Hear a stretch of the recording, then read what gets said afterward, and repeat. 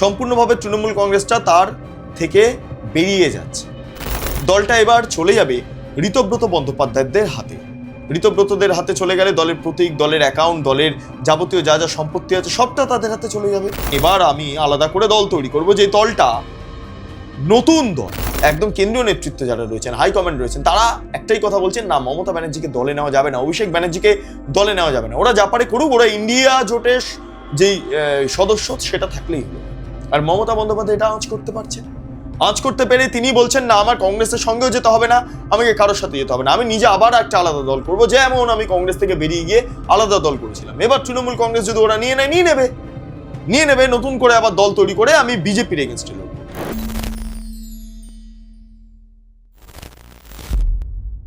রাজ্যের প্রাক্তন মুখ্যমন্ত্রী মমতা বন্দ্যোপাধ্যায় নতুন দল গড়ার পক্ষে সওয়াল করছেন। ঘনিষ্ঠ মহলে জানিয়েছেন যে তিনি যেভাবে কংগ্রেস থেকে বেরিয়ে এসে তৃণমূল কংগ্রেস গঠন করে বামেদেরকে উচ্ছেদ করতে সমর্থ হয়েছেন, ঠিক একইভাবে নতুন দল এবার গঠন করে তিনি বিজেপিকে উচ্ছেদ করতে সক্রিয় ভূমিকা পালন করবেন। এই হচ্ছে অবস্থা। হ্যাঁ, মমতা বন্দ্যোপাধ্যায় বুঝতে পেরেছেন তৃণমূল কংগ্রেসটা আর তার হাতে থাকছে না।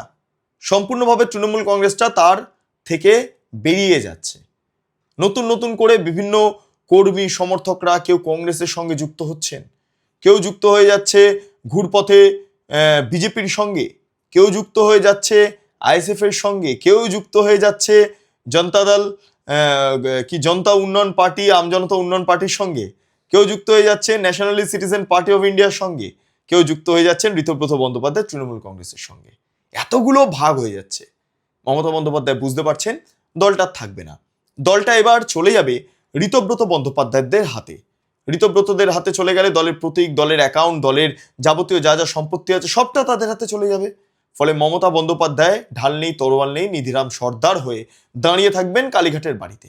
কিন্তু মমতা বন্দ্যোপাধ্যায় তিনি বারবার বলছেন, হার আমি মানব না, ঘাতক তিনি অত্যন্ত, এবং তিনি ঘায়েলও অবশ্য, তিনি জখম, ফলে তিনি আরো হিংস্র হয়ে গেছেন। এমনটা বিভিন্ন বার্তা দিয়ে মমতা বন্দ্যোপাধ্যায় বলছেন, এবার আমি আলাদা করে দল তৈরি করব, যে দলটা নতুন দল। যেভাবে ঠিক কংগ্রেস থেকে বেরিয়ে এসে সিপিএমকে বা বামফ্রন্টকে সরাতে সক্রিয় ভূমিকা পালন করেছে, ঠিক একইভাবে বিজেপিকে সরাতে সক্রিয় ভূমিকা পালন করব নতুন দল করে। এবং দলের অভ্যন্তরে যারা তার ঘনিষ্ঠ এখন কর্মীরা তো রয়েছে, নেতারা তো কেউ নেই, কর্মীরা তারা খুব বলছেন জয় দিদি, জয় দিদি, জয়। আমার মনে হচ্ছে হয়তো দলটা এরকম হয়ে যাবে, ঠিক যেমন বিভিন্ন দলগুলোর বিভিন্ন ফ্র্যাকশনস আছে না, কখনো জনতা দল ইউনাইটেড, কখনো শুধুমাত্র জনতা দল, কখনো অমুক অমুক অমুক অমুক বিভিন্ন দল আমরা দেখেছি। ঠিক একইভাবে এবারে নব তৃণমূল কংগ্রেস মমতাবাদী বা তৃণমূল কংগ্রেস মমতা, এটা দেখবো না তো? সেই দিকে এবার মমতা বন্দ্যোপাধ্যায় এগোচ্ছেন না তো? সেটা নিয়েই প্রশ্ন। তবে তিনি যে নতুন দল ভাবতে শুরু করেছেন, নতুন দল তৈরি করার স্বপ্ন দেখতে শুরু করেছেন, সেই খবর আমাদের কাছে এই মুহূর্তে সূত্র মারফত এসে পৌঁছাচ্ছে। আর মাত্র কয়েকদিনের অপেক্ষা, তারপর তৃণমূল কংগ্রেসের প্রতীকটা, তৃণমূল কংগ্রেসের সম্পত্তি, তৃণমূল কংগ্রেসের অ্যাকাউন্ট সব ঋতব্রতর হাতে চলে গেলে মমতা বন্দ্যোপাধ্যায় তারপর এই সিদ্ধান্ত গ্রহণ করবেন, কারণ তাকে কংগ্রেস নেবে না। এইটা নিয়েই মূলত আজকের এই প্রতিবেদন। নমস্কার, আপনারা দেখছেন বেঙ্গল লিবার্টি, আমি বিট্টু রায়চৌধুরী। আপনাদের কাছে একটা বিষয় উত্থাপন করব। মমতা বন্দ্যোপাধ্যায় কয়েকদিন আগে দিল্লিতে গিয়েছিলেন, খুব শোরগোল পড়ে গেল। তৃণমূল কংগ্রেস এবার কংগ্রেসের সঙ্গে আবার নতুন করে মার্জ হয়ে যাবে, নতুন করে বিভিন্ন পদ মমতা বন্দ্যোপাধ্যায়কে, অভিষেক বন্দ্যোপাধ্যায়কে দেওয়া হবে, ইত্যাদি ইত্যাদি নানা কথা আপনারা শুনেছেন। তবে এই মুহূর্তে কংগ্রেস বুঝতে পেরেছেন, তারা যদি তৃণমূল কংগ্রেসকে নিয়ে নেয় দলে বা মার্জ হয়ে যায় তৃণমূল কংগ্রেসের সঙ্গে, তাহলে এ রাজ্যে যারা হাত শিবিরের নেতৃত্বরা রয়েছেন, দীর্ঘদিন ধরে তারা হাত শিবিরকে বাঁচিয়ে রেখেছেন, যেমন অধীর রঞ্জন চৌধুরী, যেমন আব্দুল মান্নান, তারা কংগ্রেস থেকে দূরত্ব বাড়িয়ে ফেলবেন। এবং সেটা যদি হয়ে যায়, কংগ্রেসের একটা বিক্ষুব্ধ লবি তৈরি হবে, এবং এই লবিটা আর কংগ্রেসকে সহ্য করতে পারবে না। এই লবিটা কংগ্রেস থেকে সম্পূর্ণভাবে সরে যাবে। অধীর চৌধুরী, আব্দুল মান্নান তারা এমনি কংগ্রেসের সঙ্গে দূরত্ব বাড়িয়ে ফেলছেন ক্রমে, এবং সেই দূরত্ব আরো বেড়ে যাবে। কংগ্রেস এখানে আর সেই অর্থে মাথাচাড়া দিয়ে উঠতে পারবে না, এবং শুভঙ্কর সরকারের ওপরে সম্পূর্ণভাবে ভরসা রাখতে পারছেন না কংগ্রেস হাইকমান্ড, দিল্লি নেতৃত্ব, সোনিয়া গান্ধী, রাহুল গান্ধী। সেই কারণের জন্য তারা বলছেন, বা একদম কেন্দ্রীয় নেতৃত্ব যারা রয়েছেন, হাইকমান্ড রয়েছেন, তারা একটাই কথা বলছেন, না মমতা ব্যানার্জিকে দলে নেওয়া যাবে না, অভিষেক ব্যানার্জিকে দলে নেওয়া যাবে না। ওরা যা পারে করুক, ওরা ইন্ডিয়া জোটের যেই সদস্য সেটা থাকলেই হলো। আর মমতা বন্দ্যোপাধ্যায় এটা আঁচ করতে পারছেন। আঁচ করতে পেরে তিনি বলছেন, না আমার কংগ্রেসের সঙ্গেও যেতে হবে না, আমাকে কারোর সাথে যেতে হবে না, আমি নিজে আবার একটা আলাদা দল করবো, যেমন আমি কংগ্রেস থেকে বেরিয়ে গিয়ে আলাদা দল করেছিলাম। এবার তৃণমূল কংগ্রেস যদি ওরা নিয়ে নেয়, নিয়ে নেবে, নতুন করে আবার দল তৈরি করে আমি বিজেপির এগেনস্টে লড়বো। ওই যে ঢাল নেই তরোয়াল নেই নিধিরাম সর্দার, বিজেপির এগেনস্টে লড়ার জন্য মমতা বন্দ্যোপাধ্যায় যে দল তৈরি করবেন সেই দলে দুটোই মাথা থাকবে সম্ভবত, অভিষেক বন্দ্যোপাধ্যায়, মমতা বন্দ্যোপাধ্যায়। আর কে থাকবেন বলুন তো, আর কে থাকবেন? এই শোনা যাচ্ছে কংগ্রেস যোগদান করিয়ে নেবে তৃণমূল কংগ্রেসের বেশ কয়েকজন মুসলমান নেতাদের, কংগ্রেস যোগদান করিয়ে নিচ্ছে। অন্যদিকে দাঁড়িয়ে ঋতব্রত পুরো তৃণমূল কংগ্রেসটাকে খালি করে দিয়েছে। ওখানে দিল্লিতে কাকলি ঘোষ দস্তিদার, শতাব্দী রায়, দেব, এরা সব খালি হয়ে গিয়ে অন্য দলের সঙ্গে মার্চ করে গিয়েছে, nationalist citizen party of India. তো মমতা বন্দ্যোপাধ্যায় হাতের কি থাকছে? আর এই যারা সুস্মিতা দেব, প্রকাশিক বড়াইক বাই, সুখেন্দু শেখর রায় যারা ছিলেন, তারা তো ইতিমধ্যে বিজেপিতে যোগদান করে তারা রাজ্যসভার ক্যান্ডিডেট হিসেবে টিকিটও পেয়ে গিয়েছেন বিজেপির তরফে। ফলে খেলা ঘুরে গেল, খেলা সম্পূর্ণভাবে ঘুরে গেল। মমতা বন্দ্যোপাধ্যায় বুঝে গেছেন যে আর হবে না, আর হবে না, তৃণমূল কংগ্রেসটাকে আর বাঁচাতে পারবেন না। সেই কারণের জন্য মমতা বন্দ্যোপাধ্যায় আপাতত বুঝতে পারছেন যে এবার তাকে নতুন দল তৈরি করতে হবে। এবং এটা আরো প্রকাশ্যে আসছে, আরো প্রকট হচ্ছে কখন জানেন? যখন আপনারা দেখতে পাচ্ছেন বা মমতা বন্দ্যোপাধ্যায় দেখতে পাচ্ছেন যে ইলেকশন কমিশন দু তরফেরই বক্তব্য চেপাটিছে এবং দু তরফেই বক্তব্য দিচ্ছে ইলেকশন কমিশনকে প্রত্যেকটা কার পাওয়া উচিত এই মর্মে। মমতা বন্দ্যোপাধ্যায়ের বা কালীঘাটপন্থী তৃণমূলও দিয়েছে, ওখানে ঋতব্রত বন্দ্যোপাধ্যায়ের তৃণমূলও দিয়ে গিয়েছে। যেটা জানা যাচ্ছে ঋতব্রতর দিকের পাল্লা ভারী, মমতা বন্দ্যোপাধ্যায়ের দিকের পাল্লা হালকা। ফলে ঋতব্রত বন্দ্যোপাধ্যায়দের হাতে সম্পূর্ণভাবে তৃণমূল কংগ্রেসের যে জোর, যে দড়ি, সেটা চলে আসবে, প্রতীক চলে আসবে, ব্যাংক অ্যাকাউন্ট চলে আসবে, অফিস চলে আসবে, ইত্যাদি ইত্যাদি। আর মমতা বন্দ্যোপাধ্যায়ের হাতে কেবলমাত্র একটা বাটি, যে বাটি কালীঘাট মন্দিরের সামনে ভিক্ষা করার জন্য একটা উপযুক্ত বস্তু। এই হচ্ছে অবস্থা মমতার। তো এবার কি হবে? মমতা বন্দ্যোপাধ্যায় বুঝতে পারছেন হাতে বাটি নিয়ে তো বসতে হবে, কারণ রাজ্যের মুখ্যমন্ত্রী শুভেন্দু অধিকারী একাধিকবার এই কথাটাও বলেছেন। ফলে এটা খুব রিস্কের ব্যাপার। তাই কি হবে আলটিমেটলি তিনি নতুন দল তৈরির পক্ষে হাঁটছেন, যেটা আমরা জানতে পাচ্ছি। 4 তারিখ রেজাল্ট বেরোনোর পর তৃণমূল কংগ্রেস ভাঙতে শুরু করলো।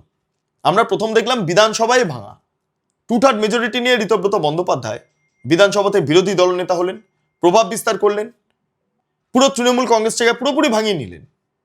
যাতে যোগদান করলেন ফিরহাদ হাকিম, যেখানে যুক্ত হয়ে গেলেন ঘুরপথে আমরা কয়েকদিন আগে দেখলাম চন্দ্রিমা ভট্টাচার্য, আখরুজ্জামান, আমরা অনেক নাম পাচ্ছি। এবার তারপরে ভাঙনটা শুরু হলো লোকসভাতে। কে? কাকলি ঘোষ দস্তিদার, শতাব্দী রায়, দেব, সায়নী ঘোষ, তারা বিদ্রোহ ঘোষণা করলেন সব অভিষেক বন্দ্যোপাধ্যায়ের বিরুদ্ধে গিয়ে। মমতা বন্দ্যোপাধ্যায়ের এত অভিষেক প্রীতি না, সেই কারণের জন্য দলের আজকের এই অবস্থা, সেই কারণের জন্য সেই বিষয়টাকে সামনে রেখে তৃণমূল কংগ্রেসটা ভাঙতে শুরু করলো এবং অভিষেকের থেকে প্রভাব মুক্ত হয়ে গিয়ে কাকলি ঘোষ দস্তিদার সহ প্রায় 20 জন 22 জন সাংসদ তারা nationalist citizen party of India তাদের সঙ্গে মার্জ হয়ে গেল, খেলা ঘুরে গেল।